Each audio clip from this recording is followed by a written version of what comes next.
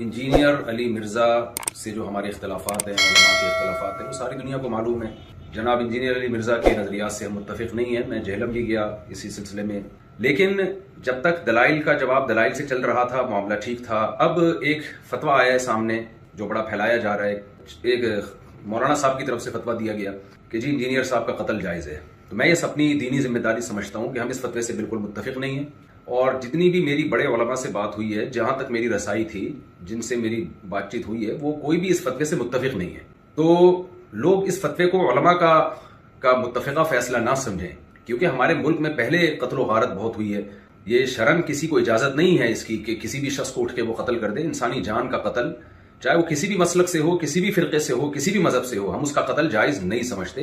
पाकिस्तान में कानून बना हुआ है कि कोई भी साहब कराम की बेदबी करता है या गुस्ताखी करता है तो कानून बना हुआ है। तो ये सुप्रीम कोर्ट का काम है, हाई कोर्ट का काम है, जज का काम है कि वो ये फैसला करे कि कौन गुस्ताख है और कौन गुस्ताख नहीं है। और उस बेस पे जो भी पाकिस्तान का लॉ है, कानून है, वो नाफिज होना चाहिए। लेकिन ये जो एक फतवा दिया गया है कि जी उठ के कत्ल कर दिया जाए, ये बिल्कुल ठीक नहीं है। मेरे 20 इख्तलाफात हैं इंजीनियर अली मिर्ज़ा से। मेरे क्या, अहले सुन्नत वल जमात के उलमा इंजीनियर अली मिर्ज़ा के अकायद को दुरुस्त नहीं समझते।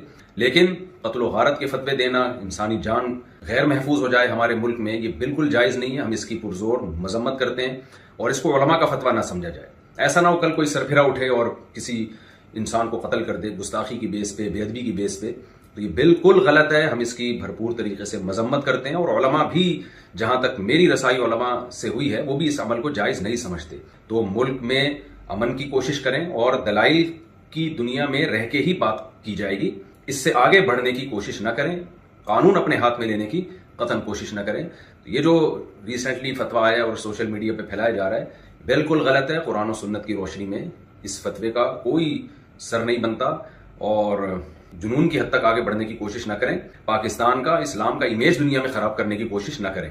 इससे मुल्क में नुकसान होगा और कत्ल गारत का मैदान गर्म होगा। तो ये बिल्कुल गलत है। लिहाजा मैं अभी नीचे आया हूं घर से उतर के सिर्फ इस क्लिप को रिकॉर्ड करवाने के लिए, क्योंकि मुझे नहीं मालूम था कि इस तरह का सोशल मीडिया पे कोई फतवा फैलाया जा रहा है। तो दीगर उलमा से भी मेरा मशवरा हुआ, तो सबका यही मशवरा था कि हमें फौरन इसके खिलाफ एक बयान रिकॉर्ड करवाना चाहिए, इस फतवे के खिलाफ, कि ये उलमा का फैसला हरगिज नहीं है, ना कुरान का है, ना हदीस का है और ना उलमा का फैसला है। इससे मुल्क में फसाद फैलता है और अल्लाह ताला फसाद फैलाने वालों को पसंद नहीं करते।